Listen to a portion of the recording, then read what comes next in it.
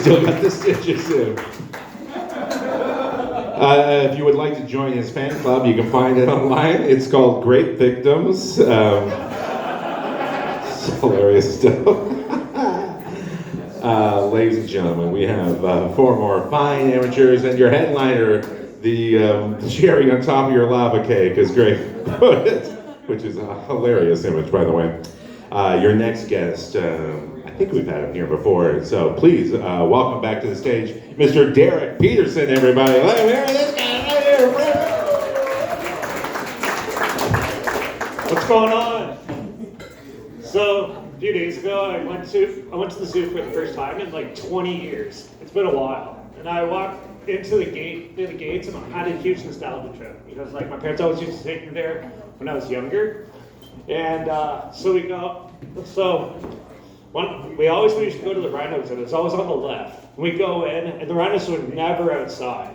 They're always inside. So we go inside the building and smell like a septic tank, and then we get in there, and there's the majestic beast, the rhinos. Yeah, and I was like, when I was younger, I used to be so excited and stuff. I got like, asked my mom for the disposable camera those disposable cameras you could get. And I get it perfectly lined up, get the perfect picture of a rhino taking a shit. Yeah, or if I was lucky, I get a perfect rhino's asshole. Yeah, and so, walking in, I was kind of like, all those memories came back, kind of made me a little excited. So we go to the rhino exhibit, of course not outside, I'm like, perfect. Yeah, go inside. So we go inside, we go inside, and yeah, but the doors are closed and there's employees standing out there, and the first thing they come up to you and say is, stop, rhinos need privacy too. And I'm like, what the fuck? Like, let me tell you, it's really hard to argue with like a 16 or 17-year-old trying to tell them why you want to take a picture of a rhino, get a picture of a rhino taking a shit for nostalgia purposes.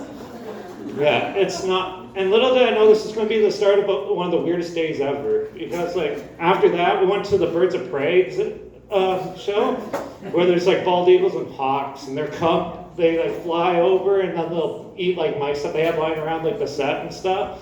And when I was younger, my younger brother and I would try to jump up and pull them out of the sky and stuff like that, like the dumb shits that we were. And but now, like the show's still the same, but parents are like hugging their kids for dear life, like something bad's gonna happen. Stupid. Like, what the fuck is this world gonna do? But and then after that we go for a little stroll, just go past the tigers and the leopards and the jaguars. Yeah, all of them hunting us, like pacing back and forth. Yeah, and that would be like bragging rights for my parents and stuff. Like we go to like a work function, and my mom's coworker would be there to be like, my kid got hunted by the jaguar. My mom's like, oh yeah? Well, Derek got hunted by the tiger for 20 minutes. I got a picture of them drooling with them and stuff. Oh, yeah. Times were great back then. But now, parents are planning out the next lawsuit. They don't even give it a chance. Yeah. And then, as the day progressed, the worst part was going to the nocturnal house. Yeah, when I was younger, I'd go in, and then there's always like naked mole rats running through tubes and stuff. And I'd be a little shit running back and forth chasing them, and then somehow ran into the wall and stuff, nearly knocked myself unconscious. Yeah, but and then my dad would come and pick me up, just like pat me up. It's like, it's okay. Turn the corner, it's pitch dark hallway, and I'd be scared shitless to go down there, because that's where the bats were. And my dad would be like, it's okay, Batman lives down here. And I'd be like, oh, sick! And go down there. We go in there, and then I'd be scarred for life, because I come face to face with one of those Australian flying foxes, and then all of a sudden I'm scared of the dark for 2 years. But But nowadays, you go in there, all the walls are padded, and it's all brightly lit. It's terrible.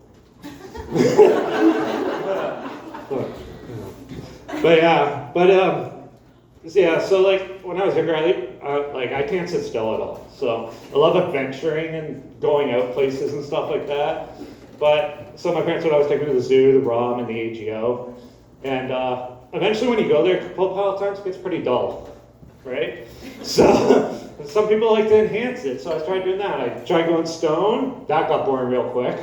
Yeah. So I tried to do shrooms. Yeah, that was fun. I went to the AGO. I went to the AGO on shrooms, and they had this like temporary exhibit, which had like the filmmaker Guillermo del Toro did like Hellboy and Pacific Rim. He designs like monsters and stuff. So they had like a whole thing on there. Now I ate 4 grams of shrooms 4 hours before going to this and totally forgot.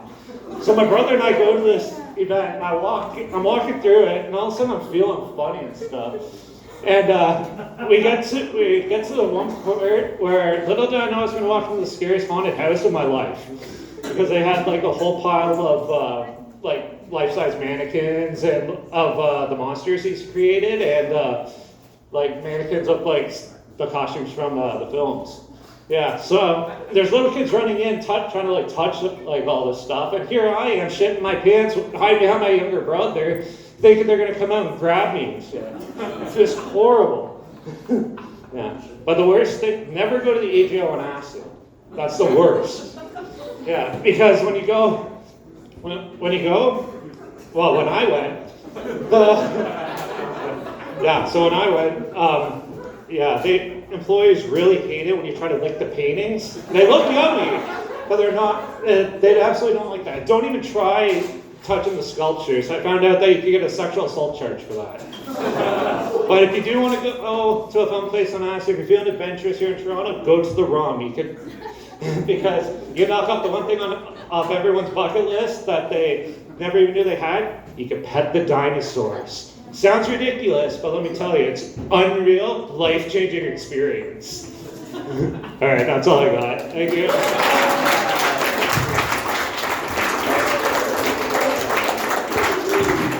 Keep it going there. Derek Peterson, everybody.